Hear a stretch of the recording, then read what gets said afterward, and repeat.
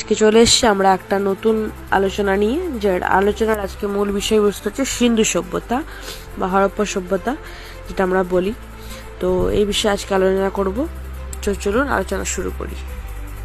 সিন্ধু সভ্যতা ছিল একটি ব্রোঞ্জযুগীয় সভ্যতা, যেটা 3300 থেকে 1300 খ্রিস্টপূর্বাব্দ এবং পূর্ণবর্ধিত কাল হচ্ছে 2600 থেকে 1900 খ্রিস্টপূর্বাব্দ। এই সভ্যতার কেন্দ্র ছিল মূলত ভারতীয় উপমহাদেশের পশ্চিমাঞ্চলে অবস্থিত সিন্ধু নদ অববাহিকা।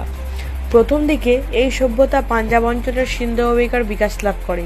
পরে তা প্রসারিত হয় ঘগ্গর ডাকরা নদী উপত্যকা ও গঙ্গা যমুনা দোয়াব অঞ্চল পর্যন্ত। বর্তমান পাকিস্তান রাষ্ট্রের প্রায় সম্পূর্ণ অংশ, ভারতীয় প্রজাতন্ত্রের পশ্চিম দিকের রাজ্যগুলি, দক্ষিণ পূর্ব আফগানিস্তান এবং ইরানের বালুচিস্তান প্রদেশের পূর্ব অংশ এই সভ্যতার অন্তর্গত ছিল। পূর্ণবর্ধিত সময়কালে এই সভ্যতা হরপ্পা সভ্যতা নামে পরিচিত। হরপ্পা ছিল এই সভ্যতার প্রথম আবিষ্কৃত